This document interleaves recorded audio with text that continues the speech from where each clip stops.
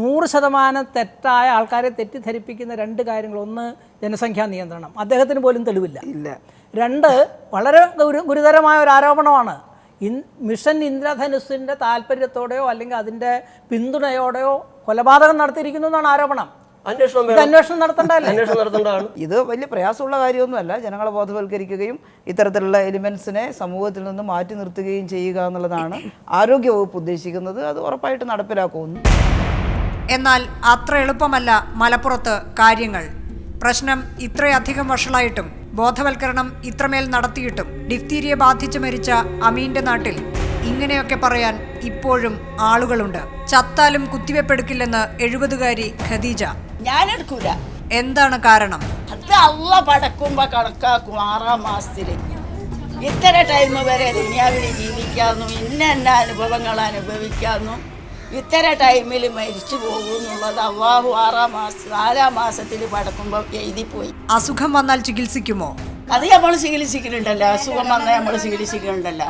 മുൻകരുതൽ കരുതാൻ അള്ള പറഞ്ഞിട്ടില്ല. നാളത്തെ കാര്യം ഞാൻ നോക്കൂന്നാണ് അള്ള പറഞ്ഞിരിക്കുന്നത്. എന്നാൽ ശോഭ പറമ്പിലെ ഷുക്കൂർ കുത്തിവെപ്പിനെ എതിർക്കുന്നത് മറ്റു ചില കാരണങ്ങളാലാണ്. 2030 വരുമ്പോൾ കോടിക്കണക്കിന് ആളുകളെ ഭൂമിയിൽ നിന്ന് ഇല്ലായ്മ ചെയ്യാൻ അവർ ബ്രിട്ടീഷുകാർ രൂപീകരിച്ച് തന്ത്ര എന്ന് പറഞ്ഞൊരു സഹോദരൻ പറയുന്നുണ്ട്. ഈ വിവരം എവിടെ നിന്നാണ് കിട്ടിയത്?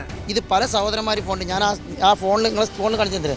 ആരാണ് ആ സഹോദരൻ? വടക്കാഞ്ചേരി വടക്കാഞ്ചേരി ഡോക്ടറാണ് ജേക്കബ് വടക്കാഞ്ചേരിയും. ഇത് പ്രകൃതിക്കാരും മറ്റവരും ജേക്കബ് വടക്കാഞ്ചേരി മരിച്ചിട്ട് അല്ല, ഒരുപാട് പ്രകൃതിന്റെ ഡോക്ടർമാർ പറയുന്നുണ്ട്.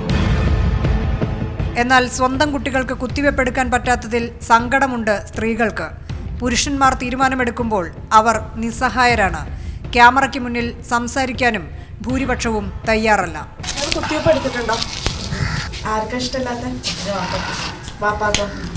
ഇവിടെ ആരും 3 ആൾക്ക് കൊടുത്തിട്ടില്ല. മോൻ പറയുമ്പോൾ അവർക്ക് വേണ്ടെന്ന് പറഞ്ഞു.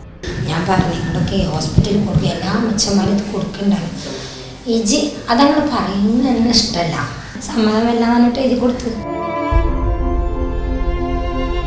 അമീന് ഡിഫ്തീരിയ വന്ന് മരിക്കുന്നതുവരെ കുത്തിവെപ്പെടുക്കാൻ അമീന്റെ മാതാപിതാക്കളും തയ്യാറായിരുന്നില്ല. പക്ഷേ അമീന്റെ മരണശേഷം ആ കുടുംബം മുഴുവൻ കുത്തിവെപ്പെടുത്തു.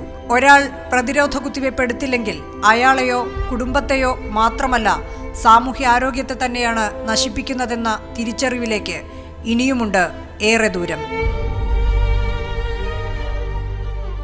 മടങ്ങിയെത്തിയ അസുഖങ്ങളെ നിർമ്മാർജ്ജനം ചെയ്യാനുള്ള താങ്കളുടെ പോരാട്ടത്തിൽ എല്ലാവിധ ആശംസകളും അകമ്പുറം നേരുകയാണ്. ഈ ഘട്ടത്തിൽ വളരെ നന്ദി ഡോക്ടർ പിഷാരടി, ഒപ്പം ശ്രീ ജേക്കബ് വടക്കുംചേരി. ഈ വിവരങ്ങളും രേഖകളും കണക്കുകളും ദൃശ്യങ്ങളും അകമ്പുറം നിങ്ങൾക്ക് മുന്നിൽ വയ്ക്കുകയാണ്.